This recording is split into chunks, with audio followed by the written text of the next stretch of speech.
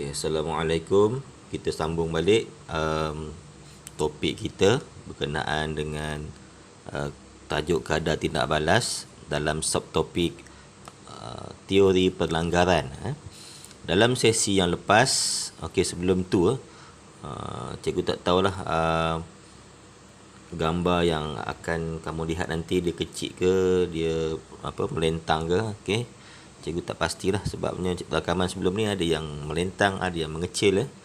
Okey, kita sambung balik tentang topik yang lepas, iaitu tentang teori pelanggaran. Teori pelanggaran menyatakan untuk sesuatu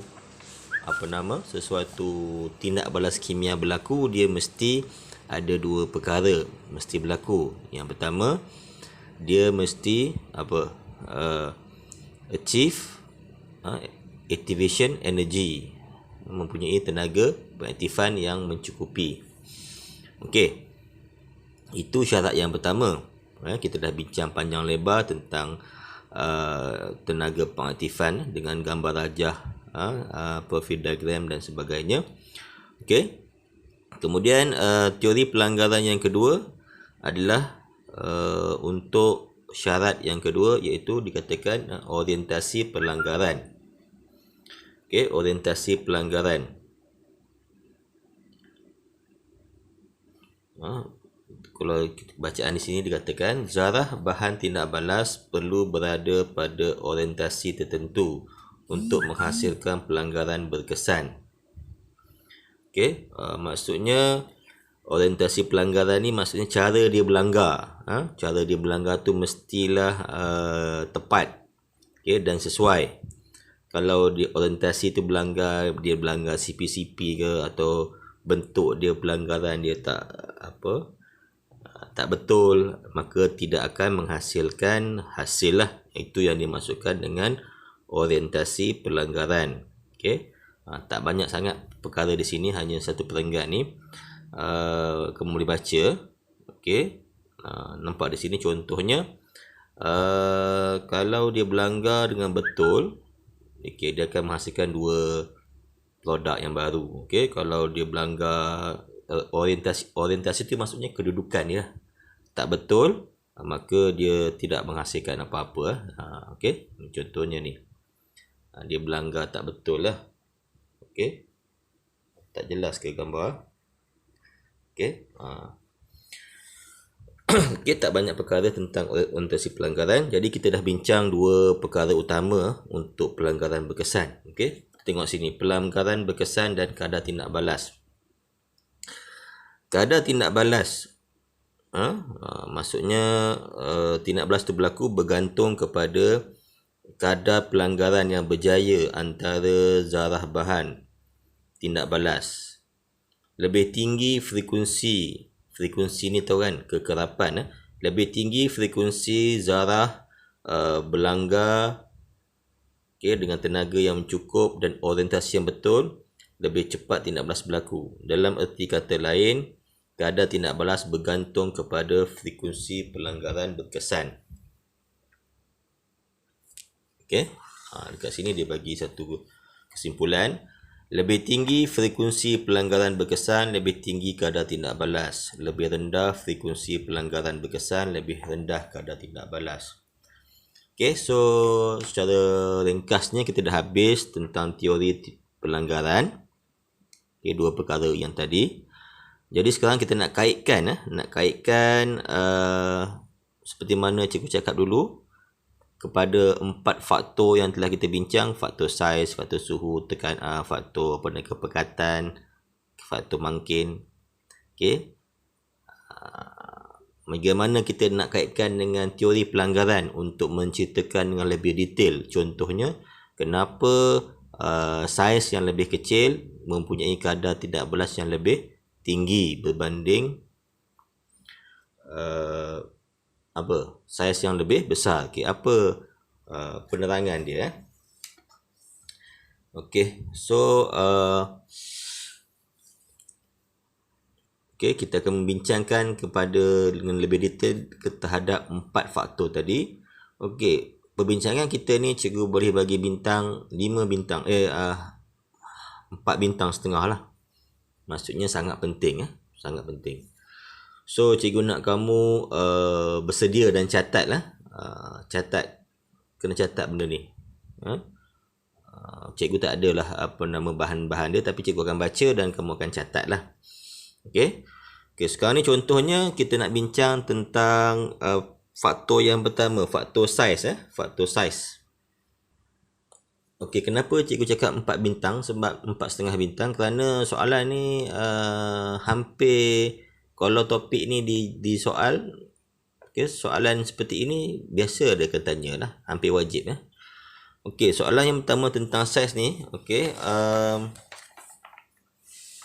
cikgu bagi kamu satu persoalan, satu soalan dulu. Soalan dia lebih kurang okey, katakan kita ada satu eksperimen. Kita buat dua eksperimen lah. Eksperimen apa? Eksperimen antara asid hidroklorik dengan ketulan kalsium karbonat. Kalsium karbonat. Okey, jadi kita buat dua kali eksperimen. Okey, eksperimen pertama contohnya kita guna conical flask ni. Conical flask, kemudian kita masukkan asid. Okey. Tapi di sini kita guna apa ni? Apa beza dia?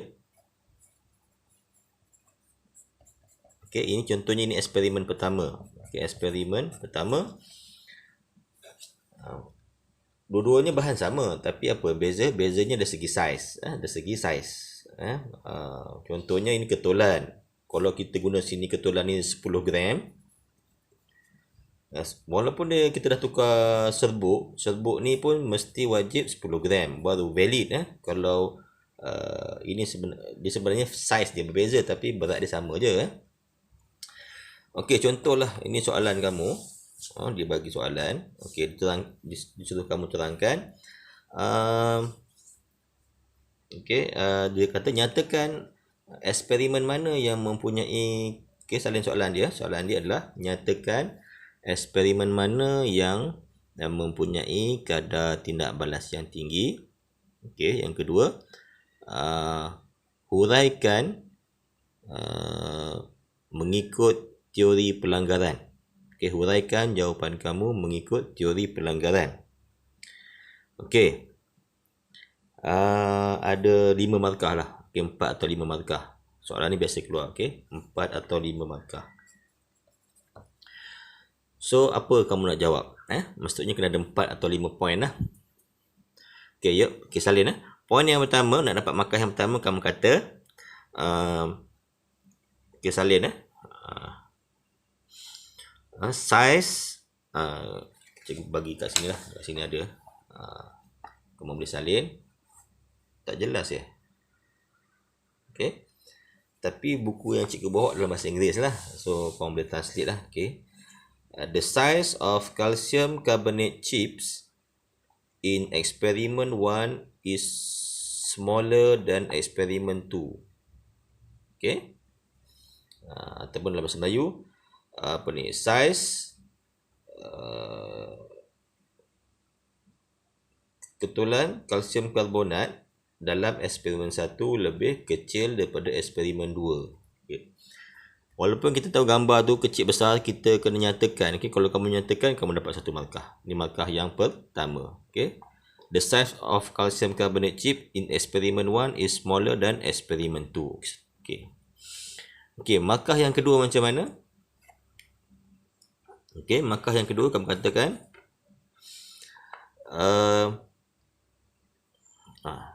okay, the total surface area of calcium carbonate chips in experiment 1 is larger than experiment 2. Okay. Mungkin cikgunya ni tak tahu kamu nampak tak nampak. Dia dah tak fokus. Okey. Dalam bahasa Melayunya, jumlah luas permukaan ketulan kalsium karbonat pada eksperimen 1 lebih besar daripada eksperimen 2. Okey.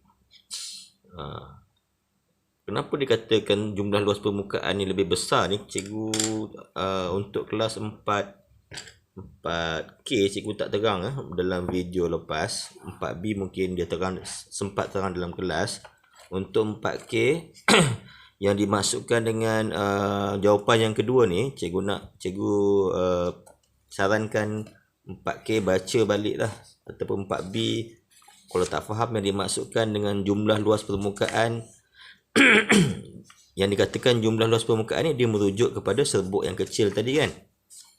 Okey. Jumlah luas permukaan saiz yang lebih kecil tadi lebih besar. Okey, cikgu nak kalau cikgu tak terang di sini tapi cikgu nak kamu baca kat sini lah. Muka surat 230 Okey, dekat sini dinyatakan ini contohnya ketulan besar. Okey, kalau ketulan besar, cuba tengok jumlah luas permukaan dia berapa. Okey, berbanding ketulan yang sama kalau kita pecah-pecahkan. Okey, cuba kamu tengok jumlah luas permukaan dia apa? Lebih tinggi kan? Itu yang dimasukkan saiz yang kecil ni mempunyai jumlah luas permukaan yang luas lah. Okey, itu masukkan ya. Bagi yang tak faham boleh baca balik ni ya. InsyaAllah kamu akan faham lah. Okey, berbalik kepada jawapan kita yang kedua. Poin yang kedua adalah kamu nyatakan jumlah luas permukaan ketulan kalsium karbonat di dalam eksperimen 1 lebih besar daripada eksperimen yang kedua. Okey, di sini kata kuncinya adalah kamu senantiasa banding-bandingkan. Kamu kena mention eksperimen 1 dan eksperimen 2 atau eksperimen A atau eksperimen B kena sentiasa buat macam tu. Kamu tak boleh cakap secara umum. Okey, kena nyatakan.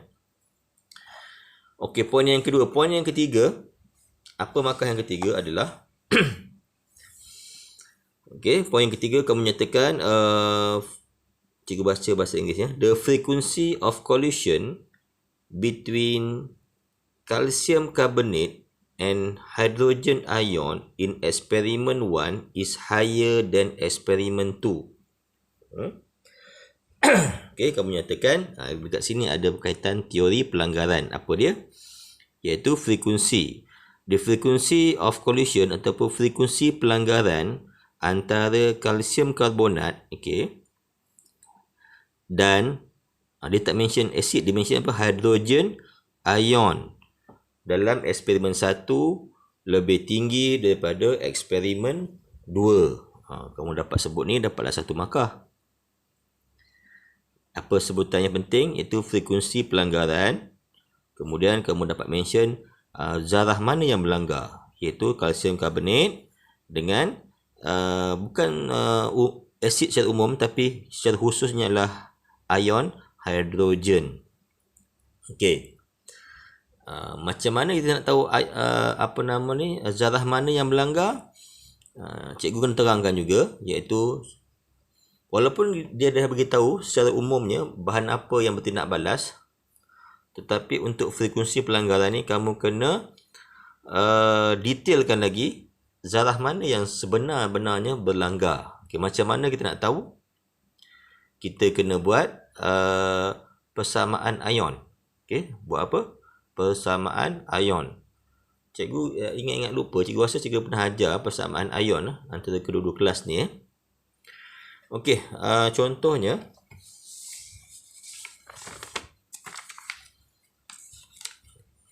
contoh cikgu bagi persamaan ion. Contohnya ni lah, zinc campur HCl menghasilkan zinc klorida campur gas hidrogen. Okey. Ini contoh lain lah, contoh lain satu persamaan kimia.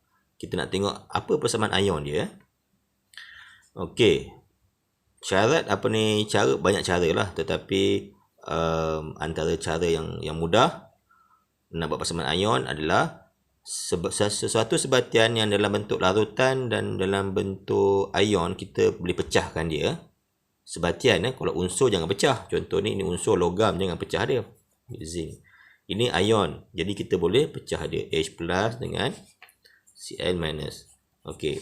Ini apa? Zinc klorida satu sebatian ion. Kita boleh pecahkan ni. Zinc 2 plus dengan Cl minus. Ada 2. Kita letak 2 depan. Campur hidrogen. Okey. Ini cara nak buat persamaan ion. Okey. Apa selepas itu? Kita kena potong mana yang tidak berubah. Kan? Contohnya zinc. Sebelumnya apa ni atom, ini zinc ion berubah. Okay, kalau berubah kita bawa turun. Kita perlukan dia. Kita bawa turun. H plus ion kan, campur H plus. Sebab apa nak cikgu ambil dia? Sebab dia sebelumnya ion, selepasnya apa? Ini bukan ion, ini adalah molekul lah. Jadi kita letak bawah. Manakala klorida ni dia sebenarnya ni 2 ni, ada 2. Okey, kalau 2 ni 2, ni 2. Ni 2. Okey. Klorida ni kita potong sebab apa? Dia sama je. Sebelum ion, selepas ion. Okey. Jadilah inilah persamaan ion. Okey. Jadi kalau untuk ini, zarah mana yang berlanggar untuk eksperimen ni? Sebenarnya tindak balas ini zarah yang berlanggar ni saja, zinc dengan hidrogen. Itu yang dimaksudkan. Mana yang kamu patut nyatakan di dalam jawapan yang ketiga, zinc dan hidrogen. Okay, berbalik kepada tindak balas tadi, iaitu apa? Kalsium karbonat campur apa? Asid apa tadi? Hidroklorik Okay, katakan asid hidroklorik. Okey, dia akan menghasilkan kalsium klorida campur karbon dioksida campur air Okey, C2Cl. Okey. Sekarang ni kita nak tahu zarah mana yang berlanggar. Untuk jawapan yang ketiga, frekuensi pelanggaran, kita kena buat persamaan ion. Kita kena pecahkan. Okey, ini sebatian ion. Okey, tapi sebatian ion ni tak macam ion yang biasa, kita tak boleh pecahkan dia sebab dia bukannya larutan, dia bentuk berpejal kan. Kalau berpejal kita tak boleh pecah, kita turunkan seketul dekat dia. Okey. Asid boleh pecah. Okey, 2H plus Cl minus, ada 2, kita buat 2 sini Okey, kemudian Ca pun boleh pecah. Cl negatif ada 2. Okey. Campur CO2 campur air. Okey, kemudian kita potong mana yang berubah. Yang tidak berubah, Cl minus kita potong. Ini kita potong. Okey, jadi persamaan dia lah CaCO3 campur 2H plus Ca2 plus campur CO2 campur H2O. Jadi sebenarnya untuk eksperimen tadi siapa yang melanggar? Kalsium karbonat dengan ion hidrogen yang melanggar. Okey, nampak ni. Kalsium karbonat dan ion hidrogen, tak perlu sebut yang lain. Okey. Kebolehan kamu untuk menyatakan zarah mana yang melanggar ni penting sebabnya markah itu kebiasaannya ditentukan oleh kebolehan kamu menyatakan zarah mana yang melanggar tu. Okey, ini poin yang ketiga. Poin yang keempat apa? Okey, poin yang ketiga ni dia kata frekuensi pelanggaran. Frekuensi kekerapan pelanggaran di antara eksperimen satu lebih tinggi daripada eksperimen yang kedua.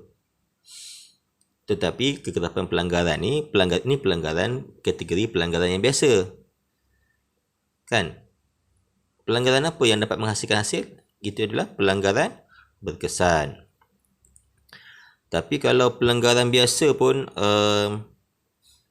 boleh tinggi, maka automatik kebarangkalian pelanggaran berkesan pun tinggi. Jadi poin yang keempat kamu nyatakan, okey, cikgu baca dalam masa ini dulu. The frequency of effective collision between calcium carbonate and hydrogen ion in experiment 1 is higher than experiment 2.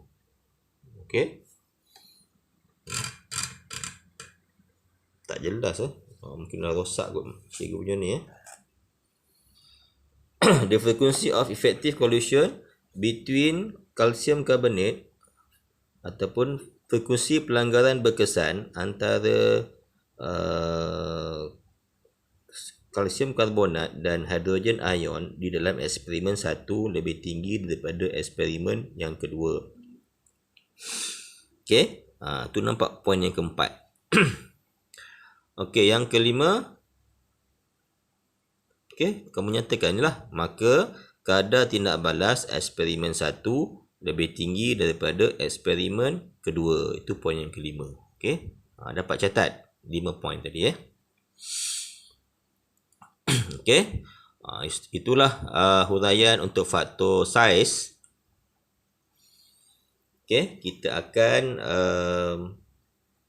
pergi kepada faktor apa lagi satu lagi? Faktor kepekatan pula. Faktor kepekatan. Cikgu cadang untuk faktor kepekatan, cikgu pergi ke video yang baru lah. Okey, kita berhenti setakat sini.